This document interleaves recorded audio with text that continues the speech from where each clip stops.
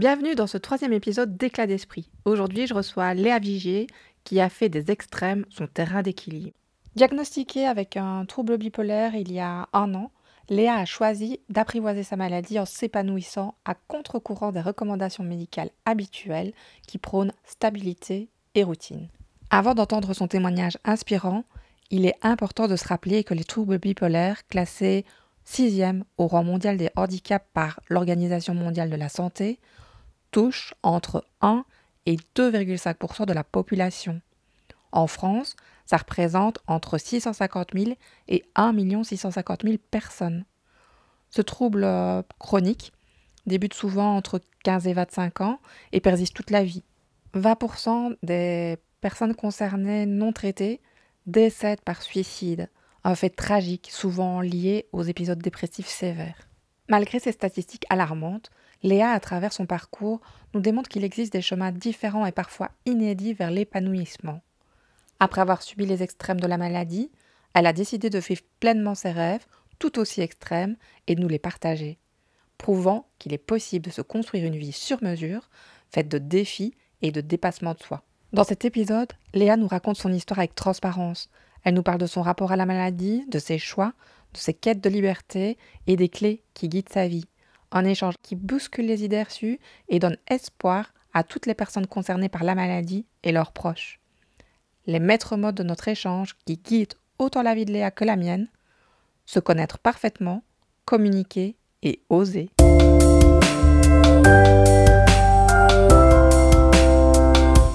Je m'appelle Léa Vigier, j'ai 31 ans.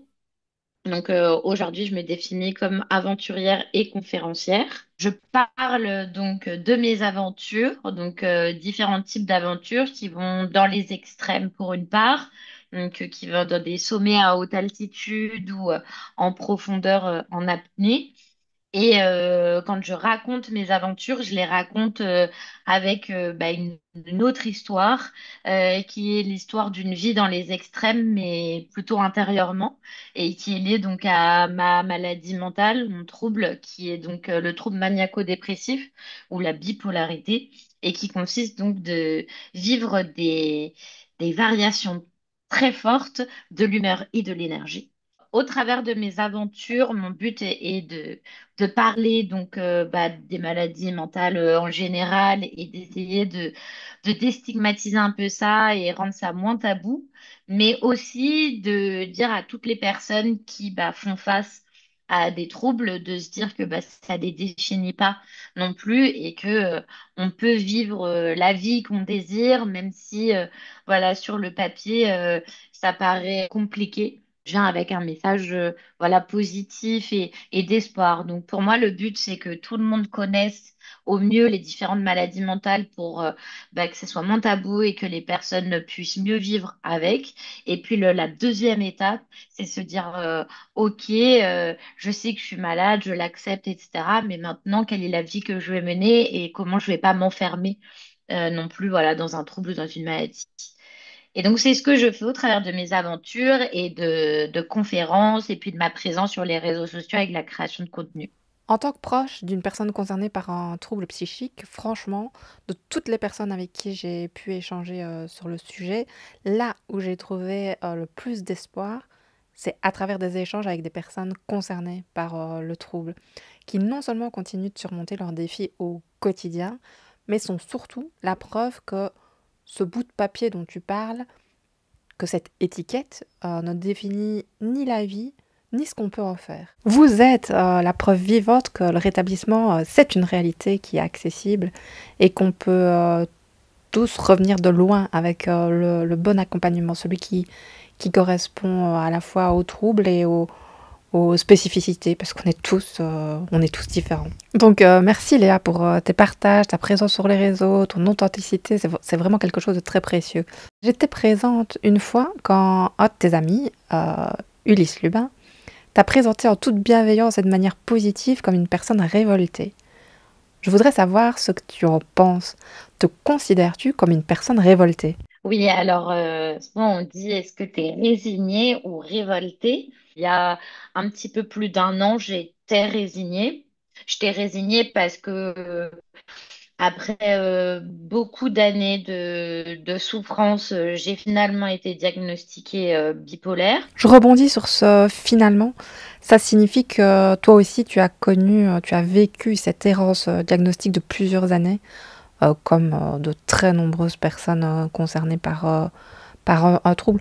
Suivant une enquête que là j'ai sous les yeux, à partir des apparitions des premiers symptômes, il y a 50% des personnes interrogées qui ont obtenu une confirmation de leur diagnostic entre 2 et 5 ans. Je mettrai les références de cette étude en descriptif de cet épisode. Il y a 18% qui ont attendu entre 5 et 10 ans, 11% qui ont attendu entre 10 et 15 ans, et jusqu'à 20% qui ont attendu plus de 15 ans pour avoir un diagnostic confirmé. J'ai vécu 6 ans, à peu près 6, 7 ans, donc sans le bon diagnostic, donc sans les bons traitements et donc avec beaucoup, beaucoup de souffrance. Et à ce moment-là, moi, on m'a dit, bon, bah voilà, t'es diagnostiqué bipolaire.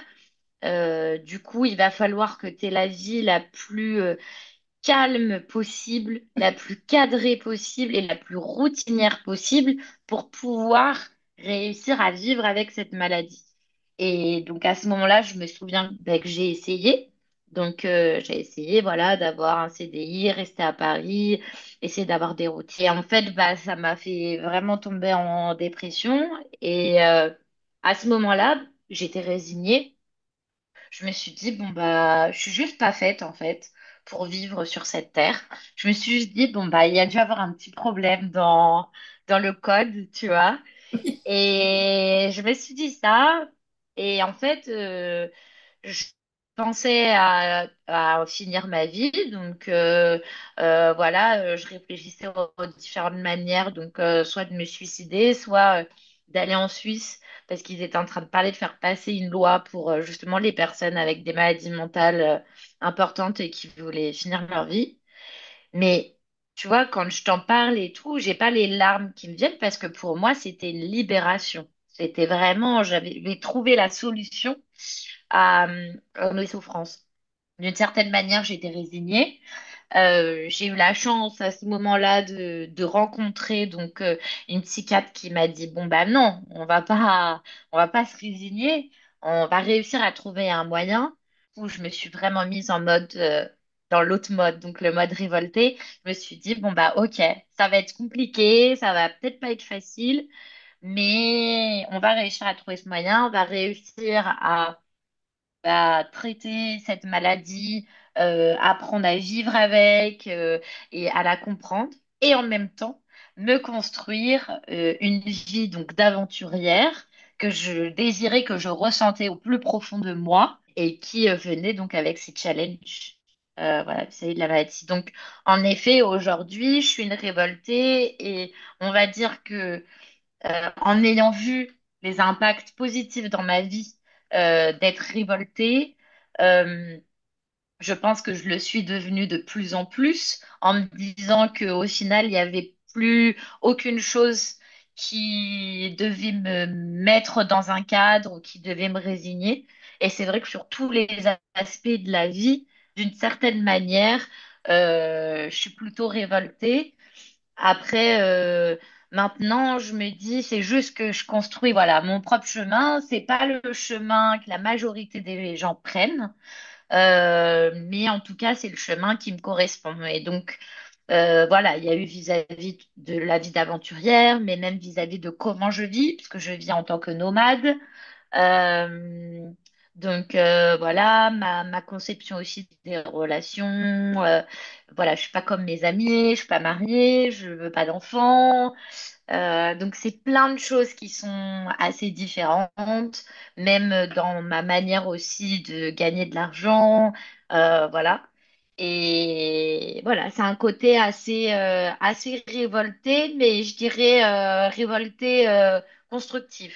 Euh, je pense qu'il y a deux types de révolté. Il y a le révolté qui détruit tout, et puis il y a le révolté qui construit. Et moi, je suis vraiment dans cette optique-là, quoi, construire. Je voudrais revenir sur la bascule, le moment qui t'a fait passer de résigner à révolter. C'est vraiment cet échange avec le psychiatre ou c'est autre chose?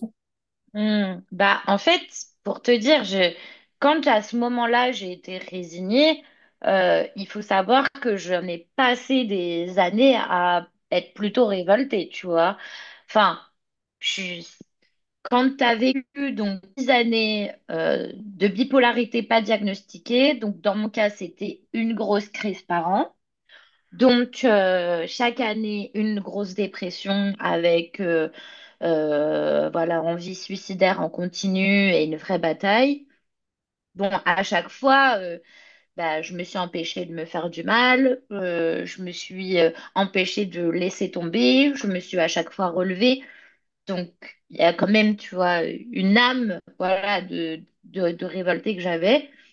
Après, bah voilà, quand je suis venue, j'étais fatiguée. Ça faisait beaucoup, beaucoup d'années. C'est la raison pour laquelle je pense que c'est dangereux, en fait, que le diagnostic soit long.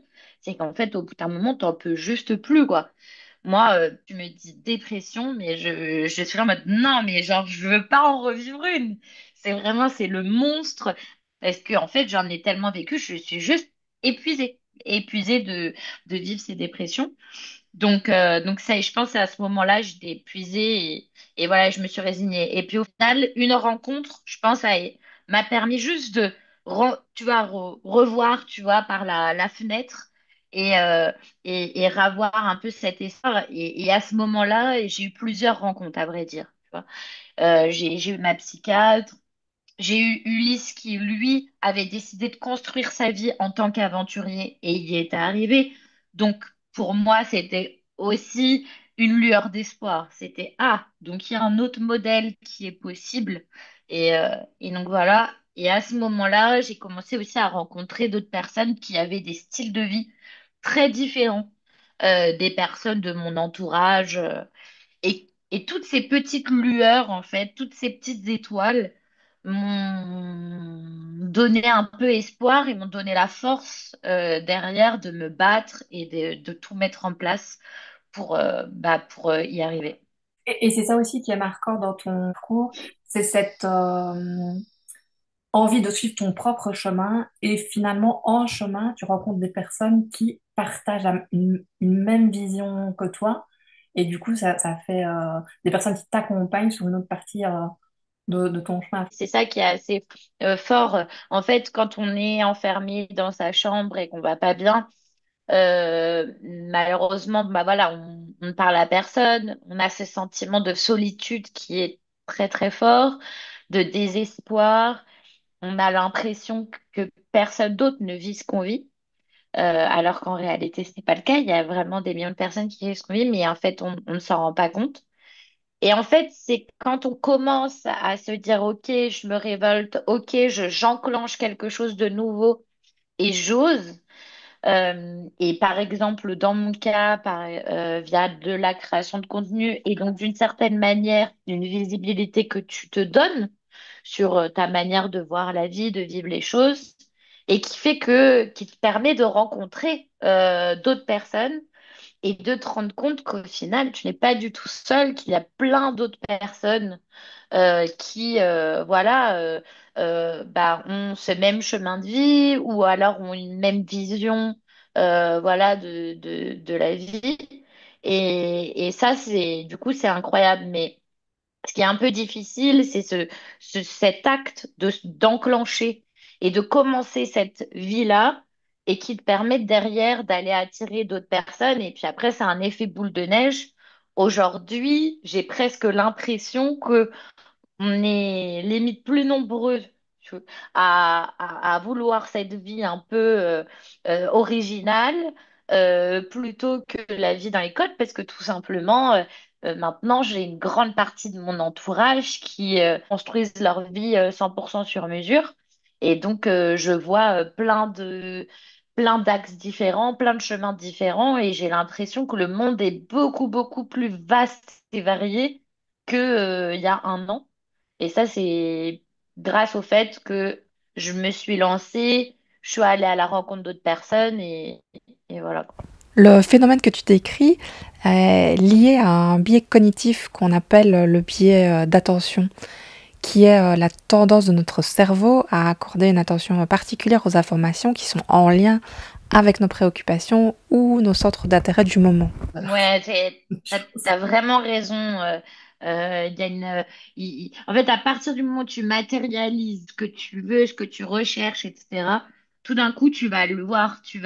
C'est comme, moi, c'est quand même fou parce que je me souviens, je m'étais posée donc avec une coach qui m'aidait sur ma reconversion professionnelle. Et puis on se pose, on parle, et puis je lui raconte que quand je vais mal, à chaque fois, je partais toute seule faire des tours de pays toute seule ou en m'invitant chez les gens.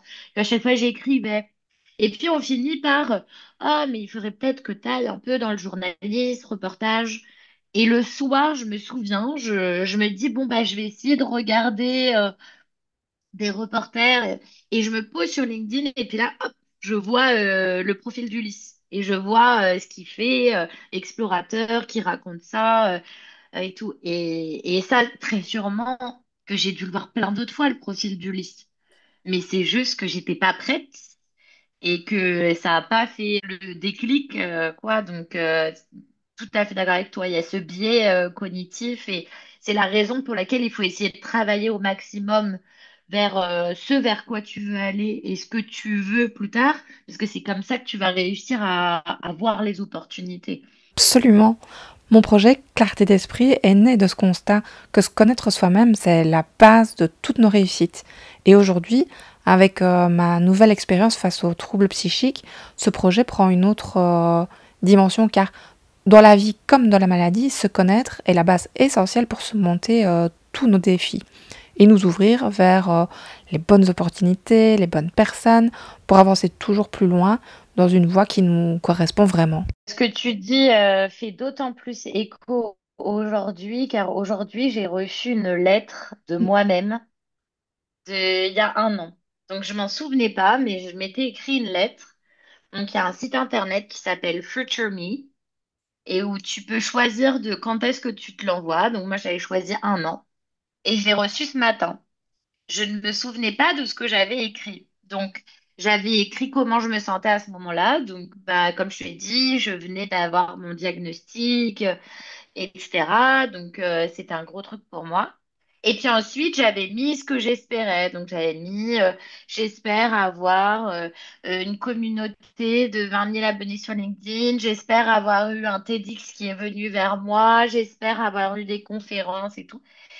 Tout s'est réalisé. Tout. Et alors que je me souvenais même pas, tu vois, de ma lettre. Mais en fait, juste le fait d'avoir matérialisé dans ma tête, imaginé, je pense que déjà ça, c'est le plus grand du travail, quoi. Pour tous ceux qui auront envie, comme moi, de tenter l'expérience, vous trouverez le lien vers ce courrier à vous adresser à vous-même en descriptif. On peut revenir sur ce que tu as ressenti au moment du diagnostic. Alors, il y a plusieurs étapes par lesquelles on passe. Donc, première étape, c'est on commence un peu à parler, j'entends pour la première fois le mot bipolaire.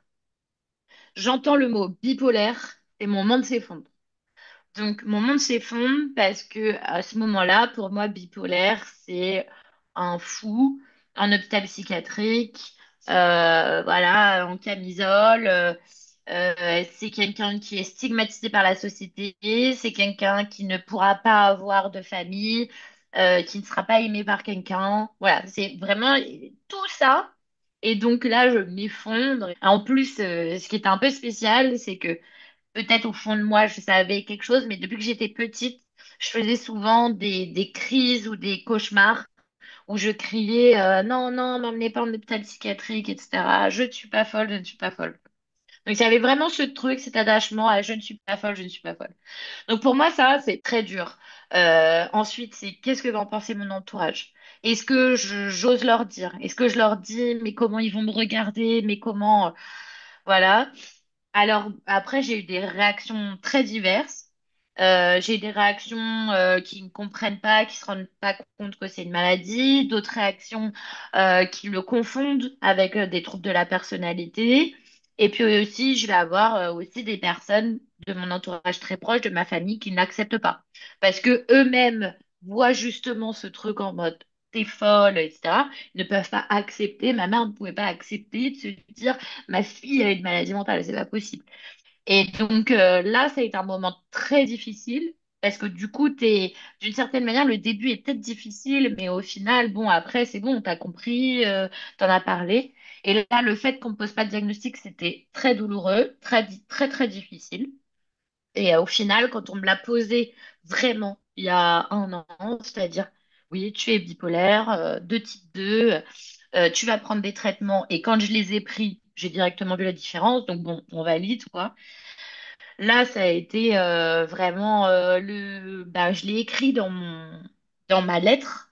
J'ai écrit aujourd'hui le premier jour du reste de ma vie. C'était ça y est, je vais arrêter de survivre, je vais enfin pouvoir vivre, je vais pouvoir construire, arrêter de partir dans mes élans puis après tout détruire.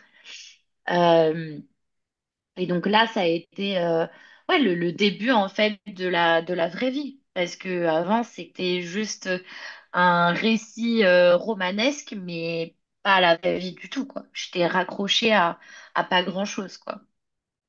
Je partage tout à fait ce soulagement du diagnostic. Enfin, d'abord, effectivement, et je pense que beaucoup de familles partagent encore cette catastrophe, qu'est-ce qui se passe, hôpital, pas de vie, enfin, tout ça. Mais après ça, le soulagement de comprendre tout ce qui a pu se passer Ouais, avant, en fait, pouvoir remettre les choses dans l'ordre et pouvoir effectivement se projeter vers des choses beaucoup plus positives. Alors moi, je fais partie de ceux qui n'aiment pas du tout mettre les personnes dans des cases ou avec des étiquettes. Hein. Et pour moi, il y a autant de formes de maladies que de personnes concernées par la maladie. Et j'ai assisté à une conférence à Lyon où un psychiatre présentait les symptômes des personnes sous forme d'éprouvettes. Et c'est l'image qui continue à me parler le plus pour décrire la maladie. Et du coup, si toi, tu devais décrire le trouble bipolaire dont tu souffres, ce serait quoi dans tes éprouvettes? Qu'est-ce que pour toi le trouble bipolaire? alors, en effet, donc, en fonction de type déjà de bipolarité, le trouble bipolaire va impacter la personne de manière très différente quand même. Ce qu'on dit, c'est qu'il y a deux grands types. Donc, tu as un type où les hauts sont très impressionnants. Et en fait, les hauts amènent la plupart du temps à aller en hôpital psychiatrique pour pouvoir redescendre. Parce que les hauts finissent par des hallucinations, un côté un peu délirant, de pas dormir pendant 6 jours de suite et donc risquer même de mourir de ça. Voilà, prendre des très très gros risques. En revanche, les bas vont être bas mais pas très bas. Et le type 2 que moi j'ai, où les hauts sont importants, mais ils ne sont pas au point où on pourrait se dire, OK, il y a un problème, voilà, psychique. C'est-à-dire que je vais très peu dormir, je vais travailler comme une malade, je vais prendre des risques au niveau du boulot, je vais aller dépenser pas mal d'argent, etc. Mais c'est des choses qui, dans le boulot, étaient très valorisées. Donc, moi, on m'encourageait à être dans mes ups et on me poussait à aller toujours plus. Donc, c'est pas quelque chose qui va être voilà, vu comme quelque chose de pas bien. Et puis sur les autres aspects, en fait, t'en parles pas. Tu parles pas à ton entourage, tu vois, de combien tu dépenses et de ce que tu fais. Donc, ils ne voient pas certaines choses. Et puis souvent, t'as pas envie aussi que ton entourage te freine. Donc, toutes tes idées que t'as, moi j'en avais un million, hein. Donc, je vais un matin, je vais écrire un livre de philosophie. Le lendemain, je vais aller truc. Troisième, il faut que j'aille lever 3 millions d'euros pour ma start-up, l'idée révolutionnaire que j'ai eue. Juste avant, toi, de te parler, j'ai retrouvé un dossier. Oh là là, j'avais honte. Un doc dans lequel j'ai écrit mon histoire, mais comme si j'étais une personne vraiment très connue, quoi. Et j'ai écrit comme si c'était voilà, ma biographie dans une encyclopédie et que j'avais envoyé à mes amis en leur disant si vous voulez lire et tout. Oh, quand j'ai lu ça, j'ai fait oh là là, mais elle se prenait pour qui, quoi? Enfin bon. Et par contre, les bas sont extrêmement bas. Donc moi, c'est vraiment des très gros bas, en pensée suicidaire en continu. Donc moi, j'étais très entourée. Je pense qu'il m'a sauvée parce qu'il y a eu un grand nombre de fois où je voulais en finir. Mais à chaque fois, je me raccrochais à la mort de mes proches. Et puis, je faisais des choses. Par exemple, le soir, quand je voyais que je continuais à me dégrader, je m'attachais les mains pour pas me faire de mal le lendemain, etc. Donc voilà, c'était une vraie bataille. Et donc, du coup, moi, c'est, tu vois, ce type de bipolarité que j'ai, donc ce type 2 il est comme ça. Je vais avoir plein d'idées, plein d'énergie à en revendre. Ça va aller très, très vite dans ma tête. Voilà. Et puis, de l'autre côté, quand ça va plus, bah, d'une certaine manière, c'est aussi parce que j'ai tout utilisé avant. J'ai utilisé toute mon énergie puisque je dormais pas, donc bah, il faut que je dorme. J'ai utilisé tous mes neurones donc du coup, bah, mes neurones, ils marchent plus bien. Et puis, j'ai pris des risques d'une certaine manière parce que, par exemple, dans les boîtes dans lesquelles je bossais, du coup, les boss finissaient par me laisser les rênes de la boîte, hein, tellement je bossais comme tarée, mais donc je prenais des risques. Et donc, je passais de la génie qu'on adore à celle qui nous a foutus dans la merde. Et donc, du coup, ça bime, ça te met aussi en down parce que tu passes de je me prends pour Jésus à je suis la pire merde qui existe. Je suis nulle à chier, j'ai dû partir de mon boulot, on m'a remis sur moi, voilà, toutes les causes des problèmes de la boîte, et puis voilà. Donc pour moi, c'est ça, voilà, cette vie, voilà, de bipolaire. Ok, donc il y a un an environ, le diagnostic, donc un certain soulagement, le partage auprès des proches qui le prennent plus ou moins bien, enfin tout le monde doit s'ajuster à tout ça, hein, ça prend Mm, son temps. Dans ton suivi, j'ai entendu traitement, psychiatre. Est-ce qu'il y a d'autres choses que tu as mis en place pour, mm. pour qu'aujourd'hui tu sois là avec plein de projets en tête que tu réalises? Ouais, alors donc moi j'ai un traitement qui est bien adapté à mon type de bipolarité puis à mes enjeux. Ensuite, donc moi je n'ai qu'une psychiatre et aussi thérapeute et psychanalyste. Donc elle leur donne au point. Donc moi j'ai un point toutes les semaines avec ma psychiatre. Alors que normalement les gens vont avoir toutes les 2 semaines ou tous les mois, ils vont voir une psychologue. Moi du coup j'ai tout en un avec ma psychiatre une fois par semaine et qui m'aide sur ce qu'on appelle de la thérapie cognitivo-comportementale et qui est en fait une thérapie où en fait on va pas aller chercher dans le passé, oh, je vais mal à cause de ça, je vais mal à cause de ça, etc. On est vraiment terre à terre. Et dans quelles conditions tu es plus à même de partir vers le haut? Dans quelles conditions tu es plus à même de partir vers le bas? Et ensuite, quels sont les premiers signaux du fait que tu commences à partir vers le haut. Par exemple, je commence à moins dormir, je commence à avoir plein d'idées de projets à faire et je remplis mon calendrier, tu vois, sans avoir le temps d'aller aux toilettes, des petits signaux comme ça. Quels sont les premiers signaux de je commence à aller vers le bas? Donc, commence à sentir que je fatigue beaucoup, etc. Et ensuite, qu'est-ce que je fais pour essayer de restabiliser? Donc, qu'est-ce que je mets en place? Donc ça, voilà, on fait ça avec ma psychiatre. Et ça, c'est un travail qui va durer des années parce qu'en fait, c'est comme ce que tu dis, et c'est la connaissance de soi. C'est réussir de plus en plus à bien se connaître et à réussir à capter quelles sont les bonnes personnes, tu vois. Moi, je me rends compte de quelles personnes m'amènent. Il y a des personnes qui me stabilisent, il y a des personnes qui m'amènent à aller vers les hauts ou vers les bas, tu vois. Donc, voilà, il y a des environnements. La ville, par exemple, me déstabilise. La nature me stabilise. Et puis derrière, c'est comment derrière tu restabilises. Donc en ce moment, je suis très axée sur la méditation, sur me former à fond à la méditation et tout, parce que c'est quelque chose qui me permet beaucoup de me stabiliser. Sinon, moi j'ai le sport aussi, la randonnée en montagne, la montagne, la randonnée en montagne me stabilise beaucoup. Voilà, donc c'est toutes ces petites choses-là, tu vois, que je mets en place.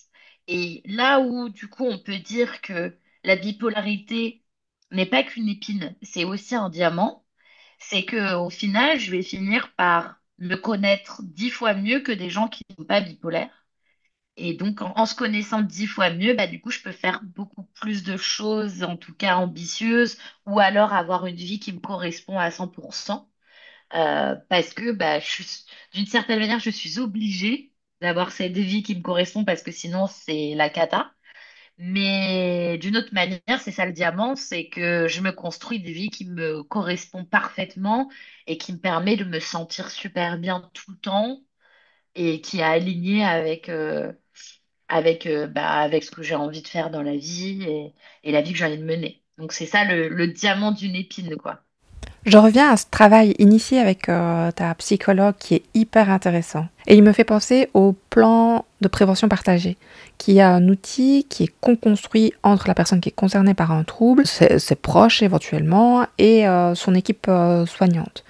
Il est réfléchi dans une période stable, d'équilibre, pour prévenir et anticiper les besoins, les souhaits lors d'une éventuelle crise.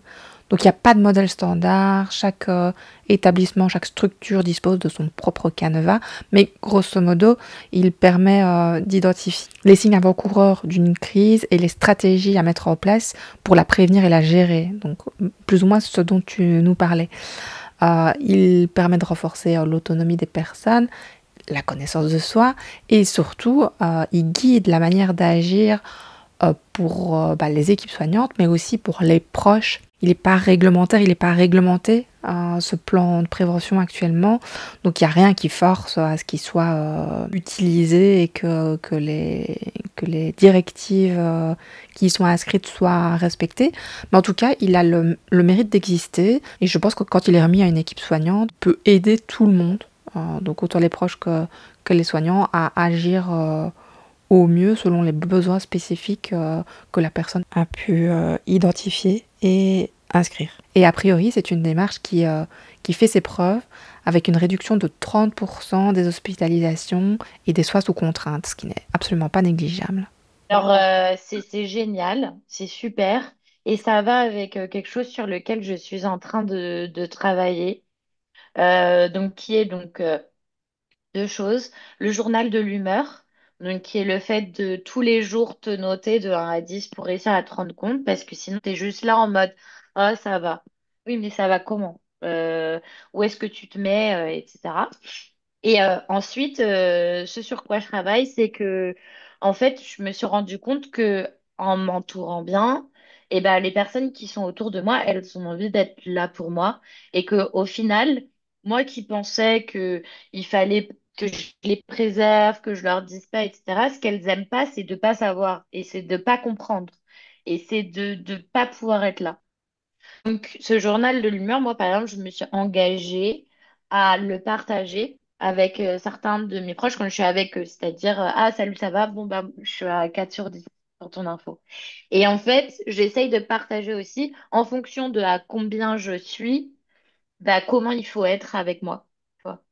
Et ça, bah, c'est la communication, c'est quelque chose, tu vois, c'est de la connaissance de soi et après du partage avec l'autre pour que l'autre réussisse à comprendre. Bon, bah, ok, t'es à 2 sur 10. Bon, bah, quand t'es à 2 sur 10, faut y aller tranquille. Voilà, demander si j'ai besoin de service, me proposer peut-être d'aller à la montagne. Et voilà. Et à contrario, si je suis à 10 sur 10, bon, bah, faut se comporter différemment. Et donc ça, je trouve que c'est vachement en parallèle et en lien avec ce que tu décris. Et je dirais que le programme là que tu dis de prévention, c'est le truc dans le cas où vraiment ça se passe pas bien. Mais d'une certaine manière, on pourrait faire quelque chose justement avant que ça se passe pas bien. Et justement qui permette de savoir et de le communiquer aux autres parce que moi j'ai remarqué dans mon entourage la chose qui leur pèse le plus, c'est pas de savoir, par exemple, que je vais pas bien, c'est de ne pas savoir comment je me sens et de ne pas savoir comment se comporter. Alors, je partage tout à fait ce regard parce que moi, je suis de l'autre côté du miroir et c'est entièrement vrai. En fait, l'autre mot-clé du coup de notre échange, c'est un, la connaissance de soi, mais deux, la communication. Mm. Effectivement, se connaître, c'est la première étape et elle est indispensable pour pouvoir bien communiquer. Mais cette communication, elle est absolument indispensable pour que tout se passe bien. Et on a besoin effectivement de ça pour savoir comment agir, comment réagir et faire les choses bien. Parce que du coup, on est là Mm. pour aider, mais si on ne sait pas dans quel sens ou si ce qu'on fait est plus négatif que positif, ça n'a pas de sens. Donc cette communication Mm. est vraiment, vraiment hyper importante. Si tu devais résumer les secrets pour mener la vie que tu veux, un peu comme une recette de cuisine que les personnes qui nous écoutent pourraient tester, ce serait quoi? Je pense qu'il y a plusieurs étapes. Je dirais que Première étape, un peu d'introspection, aller creuser un peu, voilà, sur soi. Il y a plein d'exercices qui sont possibles. Moi, je vais faire la pub de l'atelier d'un de mes amis, mais Ulysse a fait un atelier d'introspection qui est juste génial, avec plein d'exercices et tu peux aller piocher ce que tu veux. Et donc ça te permet vraiment de commencer à comprendre un peu là où tu aimerais aller et ce que tu aimes. Et ensuite, pour moi, après un atelier d'introspection, il faut pas choisir, il faut aller explorer. Après que tu t'aies eu ton introspection et que moi, par exemple, je me suis dit, ah, mais je crois que j'aimerais bien écrire, je crois que j'aime bien les aventures seules, je crois que j'aime bien le type de vie, à bouger un peu de partout, etc., etc. Bah là, j'ai eu ensuite une phase qu'on appelle une phase de divergence et qui est d'explorer plein de choses. Et en fait, tu vas tester plein de choses parce que en fait, il y a un côté dans ta tête, c'est pas suffisant. Dans ta tête, tu as eu des premiers angles et c'est bien, mais après, il faut aller tester, il faut aller le faire dans la vie réelle. Et donc là, je dirais, voilà, là, faut explorer, il faut tester plein de choses, faut s'ouvrir. Et ensuite, après cette phase-là, quand tu considères que bah, tu as réussi un peu à comprendre voilà, ce que tu aimais particulièrement et ce dans quoi aussi tu es bon, bah là, du coup, aller plus vers une phase de convergence et décider de faire des choix et, voilà, de mener la vie qu'on a envie d'avoir. Ce qui est bien dans la phase d'exploration, de divergence, c'est que tu as rencontré plein de personnes et que tu vas pouvoir te créer voilà un petit clan, une petite tribu de personnes qui vont être là pour te soutenir au moment où il faudra faire des choix et peut-être aller dans des chemins différents de ceux de ta famille, de ton entourage.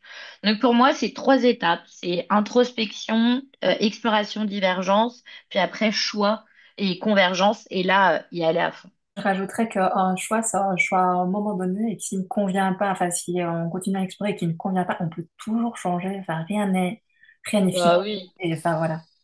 Et tout est possible. ouais. On parle beaucoup à l'heure actuelle de résilience. Est-ce que c'est un mot qui a un sens pour toi?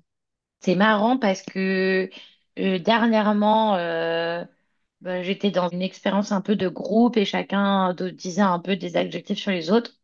Et le mot résilience est beaucoup ressorti sur moi. Le mot résilience, pour moi, c'est un peu un bambou, tu vois. Et en gros, le bambou, il est là et il est assez souple pour, tu vois, pouvoir bouger un peu face au vent. Mais il va tenir, il va pas casser. Tu vois. Pour moi, c'est un peu ça, du coup, la résilience, tu vois. À côté, par exemple, je dirais de résistant. Moi, je verrais quelque chose de très dur et tout, tu vois. Résilient, c'est un peu le côté, bon, t'arrives à tenir malgré bon, les hauts, les bas, les difficultés, etc. Donc, moi, c'est comme ça que je le vois, la résilience. Donc, pour moi, la résilience, c'est en tout cas quelque chose vers lequel moi, j'essaye de tendre au maximum. Mais du coup, dans la définition que je te donne, quoi. Ta métaphore me plaît beaucoup car je viens du monde de l'architecture où effectivement ce qui reste rigide face aux forces extérieures peut casser. Je te propose de revenir à tes aventures. On ne peut pas parler de toutes. Alors, moi, quelque chose que j'ai vraiment adoré, c'est cet été quand on voyage à travers l'Europe avec 1 euro.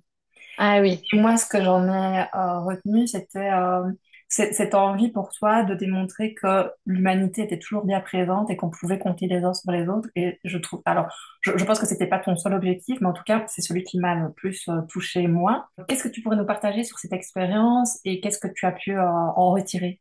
Il y avait deux choses. Et en fait, ce qui s'est passé, c'est qu'il y avait les élections législatives avec donc voilà beaucoup d'extrêmes et donc eu l'arrivée sur les réseaux sociaux des extrêmes de manière très forte et donc avec énormément de messages de crainte de l'autre, de peur de l'autre, de haine de l'autre. Et donc moi, je me suis juste dit en fait, c'est juste que je ne comprends pas. Voilà, ces messages-là, parce que je ne vis pas dans ce monde-là. En tout cas, j'ai l'impression, moi, de vivre dans un autre monde que celui qu'on raconte. Et donc, en fait, à ce moment-là, je me suis dit, bon, bah, allez, moi, je sais très bien comment je peux montrer que on n'est pas du tout dans ce monde-là. Et je devais aller au Kirghizistan Donc de base, bah, en avion, et j'ai fait, bon, bah non, je vais pas prendre mon avion, et puis je vais y aller avec 1 euro, et puis on verra. Et puis je pense que ça répondait, à mon besoin, moi, de vivre ça, et voilà, de vivre un peu ce chaos que j'aime par-dessus tout et qui me fait beaucoup de bien, même s'il faut que je fasse ultra gaffe avec ma bipolarité, hein. Donc j'étais très suivie par ma psychiatre. Et de l'autre côté, bah, la volonté d'essayer de transmettre tout simplement parce que je vivais. Donc c'était sans tous les jours je postais, et je racontais. C'était pas c'était pas un roman, c'était pas j'inventais pas, je racontais. Je disais bon bah voilà, ce matin je suis partie, j'ai levé le pouce, j'ai une personne qui m'a prise, puis la deuxième, puis quelqu'un qui m'a offert un déjeuner, puis quelqu'un qui m'a invité chez elle, et ainsi de suite, et ainsi de suite. Et j'ai juste raconté au final la vie telle que moi je la vois et les gens tels que moi je les rencontre. C'était pour moi la meilleure manière de d'essayer de voilà de d'agir en tout cas sur ça parce que malheureusement sur les réseaux ce qui plaît, c'est ce qui buzz, c'est plutôt les choses négatives et choquante. Et donc, je me suis dit, bon, bah, peut-être que là, mon histoire, vu qu'elle est un peu en mode aventurière, elle plaira même si elle est positive, quoi. C'était vraiment le même si c'est positif, tu vois. En tout cas, tu as prouvé que la bonté humaine existe vraiment et qu'il y a des Ah gens. ben, je n'ai eu aucun souci, je n'ai eu aucun problème. Alors c'était très marrant, mes amis étaient en flip, parfois je leur faisais des blagues. J'étais dans une voiture dans la forêt, j'en voyais, ils sont en train de m'emmener, trois bûcherons sont en train de m'emmener dans la forêt. Ils étaient tous en flip, putain, mais arrêtez les gars. C'est comme pour les maladies mentales, tout ce que les gens ne connaissent pas, bah, les gens ont peur. Si justement t'en parles et que tu montres ce que c'est, bah, les gens n'ont plus peur en fait. Ouais, c'est ça. Continuons à en parler, surtout que les gens arrêtent d'avoir peur et que la situation pour tous soit plus simple, en fait. C'est dommage quand on reçoit un diagnostic d'avoir toujours cette première phase d'effrayement Ouais, c'est avant de ça. passer à Ouais. autre chose, quoi. Cette phase est inutile, quoi. Si elle pouvait disparaître du processus de parcours de soins, de rétablissement, je trouve qu'on aurait fait un énorme pas en avant. Mais voilà, chaque chose en son temps et puis on avance dans la bonne direction. C'est quoi tes nouveaux projets? T'as quoi en tête pour le moment que tu voudrais nous partager? Voilà, j'ai un gros projet pour le coup. Donc, c'est un gros projet qui est dans le milieu de la montagne, donc alpin, qui est donc une montagne qui est considérée comme la montagne la plus belle au monde. C'est la montagne au début des films Paramount. C'est une montagne qui est pyramidale, qui s'appelle Lamadablam, qui est au Népal, dans l'Himalaya. Et comme elle est pyramidale, elle est très difficile à monter parce que c'est énormément de parois verticales. Et donc, c'est un gros challenge pour moi. Et voilà, c'est considéré comme plus difficile que plein de montagnes beaucoup plus hautes comme l'Everest, etc. Et donc, en fait, toute mon année, elle est dédiée à ça, aux entraînements, à raconter ses aventures. Et à côté, je sensibilise via plein de témoignages aux maladies mentales. Donc, on va dire que l'année d'avant, je parlais vraiment de mon témoignage sur la bipolarité. Maintenant, cette année, pour moi, elle est de s'ouvrir et de donner la voix à plein d'autres personnes pour témoigner, voilà, de leur maladie mentale et derrière leur maladie mentale quel est leur diamant, qu'est-ce que eux ils ont fait pour se construire une vie qui leur plaît, qu'est-ce qu'ils ont développé chez eux pour bah voilà trouver de l'espoir. Et donc voilà, donc c'est la Madame Lam, la plus belle montagne au monde pour sensibiliser aux maladies mentales. Magnifique projet, je suis impatiente de suivre tout ça. Ouais, du coup, un message à transmettre en ce 8 mars aux femmes qui nous écouteront sur le fait qu'on soit des fois freiné dans nos projets ou sous-estimé, notamment dans le milieu de la montagne en tant que femme. Ah ouais, très fort. Voilà. Quel est ton regard sur les gens qui te regardent peut-être avec compassion en te disant, ouais, c'est pas grave si tu n'y arrives pas. Ouais, oui, oui. Donc moi c'est quand même beaucoup ça, hein. Donc, dans le milieu de la montagne. C'est vrai que voilà, quand j'arrive en montagne, souvent c'est vrai que la réaction, elle est mignonne. Je vais lui expliquer un peu comment faire et tout, et puis sans trop y croire. Et puis après, par exemple, pour donner un exemple, donc ma dernière ascension, qui était l'ascension du pic Lénine au Kirghizistan à 7134 mètres, Quand j'en suis redescendue, bah, les guides étaient pas contents donc que je l'ai monté. Parce que en fait, il y avait eu des très mauvaises météos, donc ils n'avaient pas pu le monter, le sommet, pendant l'été. Et donc, ils étaient très frustrés. Ouais, ils venaient vraiment décrédibiliser ce que j'avais fait. Oh, la météo est excellente. Ah, t'as mis 11h30 pour atteindre le sommet, mais c'est énorme. C'est des choses après avec lesquelles moi je joue aussi un peu. Ça me fait marrer, quoi. Je fais un peu la bêta quand je monte. Je demande du coup à tous les mecs, je leur dis, ah, c'est quoi vos conseils, etc. Ils me balancent tous leurs conseils et tout. Il y a des trucs que je prends. Et puis, au final, tu vois, il y a un avantage à ça, c'est qu'au moins, j'ai pas la pression. Au moins, je sais qu'il y a personne qui attend que j'atteigne le sommet. Moi, je suis tranquillou, pépouze. Mais oui, on ressent toujours quand même ce côté-là, même aussi dans la création de contenu. J'essaye de m'en amuser et puis de toute manière, on voit quand même les choses évoluer, donc je garde espoir. Moi, j'ai très envie de, voilà, d'être considérée comme une grande aventurière et puis justement qu'il y ait une figure féminine, voilà, qui représente ça et qui donne aussi, voilà, de la force et de l'espoir, voilà, à plein de femmes qui ont envie d'aller dans le domaine sportif ou dans d'autres domaines ambitieux, quoi. Tu me sembles être en très bonne voie. En cette journée internationale des droits de la femme, donc quels seraient tes conseils? Je pense qu'il y a deux choses à faire. Avoir un entourage proche qui croit en nous autant qu'il pourrait croire en des hommes et qui nous considère. Ça, c'est le noyau et ça, c'est super important. Et pour le reste, apprenez juste à l'utiliser à votre avantage. Il est temps maintenant de passer aux questions que je pose à chacun de mes invités et qui sont très riches d'enseignements.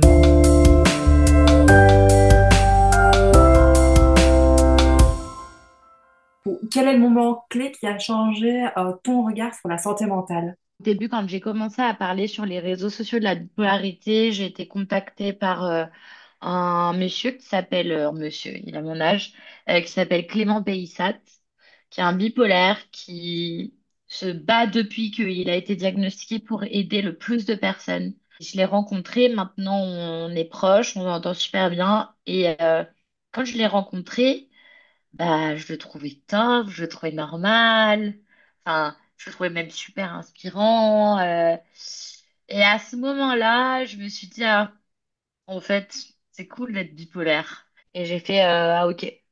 Ok, en fait, c'est bipolaire, ça veut rien dire. Et il y a plein de personnes incroyables et qui font plein de belles choses et qui ont appris à vivre avec. Et maintenant, c'est une force surhumaine, quoi. Et ça a été mon changement. Si tu pouvais déconstruire une idée fausse, une bonne fois pour toutes, ce serait laquelle? C'est le côté fou, quoi. Le côté si t'as une maladie mentale, t'es fou. J'irais te dire oui, peut-être que t'es fou, mais sûrement dans le bon sens du terme.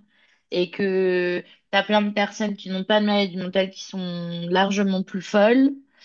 Et peut-être qu'au final, il y a aussi quelque chose. Alors là, ça va quand même plus loin, mais c'est que les maladies mentales, pour moi, sont considérées comme des maladies mentales dans une société dans laquelle nous sommes. T'as un truc, tu sais, en mode si t'es malade dans une société malade, bah, c'est que tu es sain. Et pour moi, c'est vraiment quelque chose que je ressens. C'est-à-dire que dans la société dans laquelle tu es, où on te squeeze au travail, où tu as des bruits de partout dans la ville, où tu es attaqué de partout, bah, quand tu as une hypersensibilité comme la mienne, bah oui, du coup, tu deviens malade. Et du coup, bah, fou, oui, fou peut-être dans cette société de fou, quoi.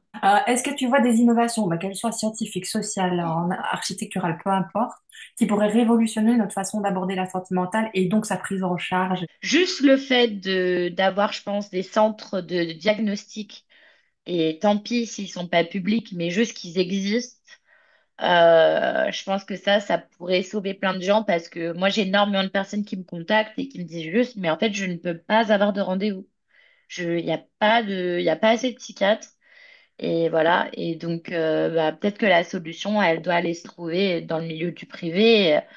Et je pense que, enfin, moi, en tout cas, j'aurais été OK de payer pour avoir un diagnostic plus tôt, hein. Le diagnostic est la base d'une autre chose, en fait, d'une autre chapitre qui s'ouvre ou d'un autre livre carrément, mais c'est la base. Bah ouais, parce que tu vois, toutes les années que tu perds, c'est des crises. Une crise, elle t'abîme. Moi, je suis profondément abîmée. Je suis aussi, peut-être, je développais beaucoup de force, etc. Mais j'ai des choses qui sont inscrites en moi.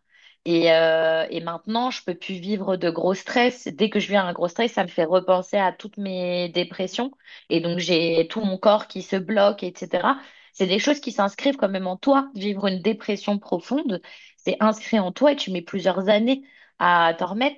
Donc en fait, faire gagner d'avoir deux crises en moins, mais ça a un impact sur des années de la vie de la personne après, quoi. Puis même aussi sur sa vie sociale, parce que lors de tes crises, tu abîmes ton tissu social. Tu peux t'engueuler avec tes amis, avec ta famille, tu peux abîmer aussi ton statut professionnel, etc. Donc, c'est des choses qui ont des impacts très, très forts sur les personnes. Et donc, ouais, ce serait génial de pouvoir avoir des centres experts accessibles pour avoir un diagnostic, voilà, assez rapidement, quoi. Y a-t-il un livre, un film, une œuvre ou une rencontre qui t'a profondément marqué sur le sujet de la santé mentale et du trouble, enfin des troubles? Ouais, alors moi, j'en ai eu un qui a été traumatisant, mais bon, qui m'a permis de quand même assez valider que j'étais bipolaire. C'est En attendant Bojangles. Il y a un livre et un film. Et c'est sur l'histoire d'une femme qui tombe folle amoureuse d'un homme. Et ils ont une histoire d'amour incroyable parce que elle, bah, elle est bipolaire. Et donc, bah, voilà, moi, mes histoires d'amour, elles sont rocambolesques. Parce que quand tu vis comme ça avec des bas, bah, comme tu es dans les hauts, moi, je fais des chasses au trésor pour les personnes. Je vais me marier, je demande en mariage quelqu'un au Népal. Enfin, voilà, c'est la vie folle. Et puis quand ça va plus, c'est plus catastrophique. Et en fait, ce livre se finit très mal. Mais bon, ce que j'ai appris après, c'est que elle était bipolaire, puis aussi schizophrène. Mais bon, la fin se finissait très mal, et donc là, ça a été assez traumatisant pour moi. Mais heureusement quand même qu'il y a des films comme ça, parce que du coup, ça me permettait quand même de me reconnaître et de me dire, ah, quand même, il y a un truc, quoi. Et ensuite, par contre, une BD qui est connue de presque tous les bipolaires et qui a aidé énormément de personnes, ça s'appelle Goupil ou Face. Et c'est une BD qui raconte d'une manière super ludique ce que c'est que la bipolarité, avec du coup un petit renard, voilà, et pour les différents types de bipolarité, sinon il y a un loup et tout.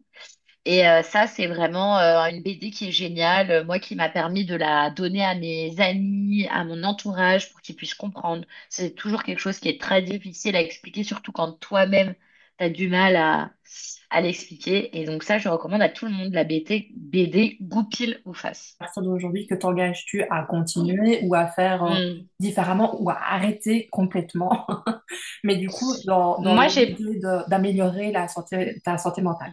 Ouais, bah moi c'est, tu vois, je l'ai écrit la semaine dernière. Donc je m'engage à faire mon journal des humeurs, donc d'écrire chaque jour, ce qui n'est pas facile hein, pour moi, parce que quand tu es bipolaire, c'est très compliqué d'avoir une routine. C'est très difficile de me laver les dents tous les jours, tu vois, j'en suis à ce point-là.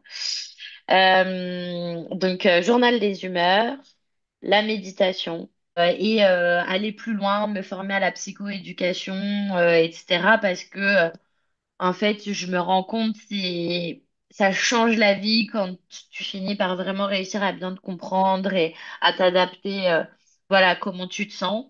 Et pour moi, voilà, c'est mon plus gros challenge. Et puis aussi, c'est un gros challenge pour moi parce que j'ai beaucoup de personnes qui me contactent. Donc, j'ai aussi envie de leur dire, bon, bah, ça, je l'ai fait, c'était top. Ça, je l'ai pas fait, c'était moins top.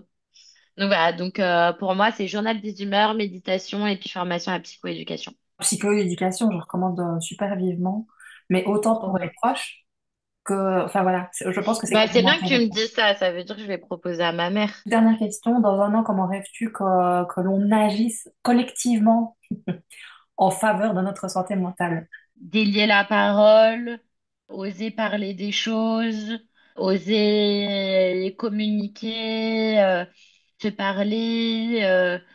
Je pense qu'il y a quelque chose qui est pas facile aujourd'hui, en fait. En tout cas, les acteurs dans le milieu de la santé mentale, psychiatres, etc., me disent, par exemple, quand moi je parle, voilà, de comment je me sens et tout, des maladies mentales, me disent, ben, comment tu peux te permettre de parler de ça? Il faut avoir fait des années d'études pour en parler, etc. Je pense que c'est dangereux, cet aspect-là, parce que du coup, plus personne n'ose rien dire. Et moi, c'est quand même au fait que j'ai eu mon entourage qui a commencé à me dire, Léa, c'est bizarre, je fais des hauts et des bas. Et il y a un truc peut-être qui va pas. Et si personne n'ose rien dire, et bah en fait, on réussira pas à avancer. Donc, je pense que ce serait intéressant, tout simplement, bah, que tout le monde, par exemple, ait fait comment ça s'appelle là, le truc de secourisme en santé mentale. Premier secours en Où santé mentale. ouais, où tout le monde juste bah, comprend quels sont un peu les différents types de maladies et comprend juste comment interagir avec les autres et sans le choquer, sans lui poser un diagnostic, mais juste réussir à communiquer et à alerter sur peut-être certaines choses et qu'on puisse en parler tous ensemble. Je pense que ça changerait énormément parce qu'aujourd'hui, on le laisse entre les mains d'experts qui ne sont pas assez sur cette planète. Donc, en fait, enfin, en tout cas en France, donc je vois pas comment on va pouvoir y arriver, quoi. Ben voilà, on est arrivé au terme. Je te remercie beaucoup pour tout le temps que tu m'as Merci, accordé. Hélène. Voici qui clôture un épisode riche en espoir et en pistes à explorer. Dans le descriptif, vous trouverez des liens vers les sources qui ont été citées et aussi un lien vers le documentaire de Léa et vers son profil LinkedIn. Si vous avez aimé cet épisode, partagez-le et abonnez-vous. Si vous souhaitez proposer des sujets, soulever des questions, partager vos réflexions, contactez-moi. Dans 15 jours, j'accueillerai Stéphane Cognon, père aidant professionnel au GHU de Paris, qui nous parlera notamment de la place des proches dans le parcours de rétablissement. En attendant, prenez soin de vous et de votre santé mentale. À bientôt.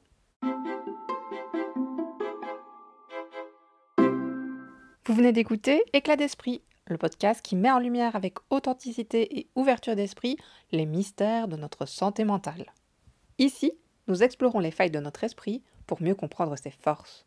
Nous brisons les tabous, on déconstruit nos idées reçues et nos préjugés, on parle espoir et rétablissement. Entre éclat de voix et éclat de rire, nous partageons nos expériences, nous ouvrons un dialogue inédit avec des personnes concernées par un trouble, des experts à la pointe des évolutions actuelles et les acteurs pluridisciplinaires de terrain. Notre objectif ? Faire éclater nos vérités, contribuer à mieux comprendre les réalités complexes des maladies et de leur prise en charge pour ouvrir la voie vers d'autres possibles. En fil rouge, mon parcours personnel face à la maladie de mon mari, qui m'a confirmé que, tout comme les éclats de lumière se révèlent dans l'ombre, les moments les plus sombres de nos vies peuvent aussi faire naître des éclats de vie. De l'éclat d'esprit à l'éclat de génie, il n'y a qu'un pas.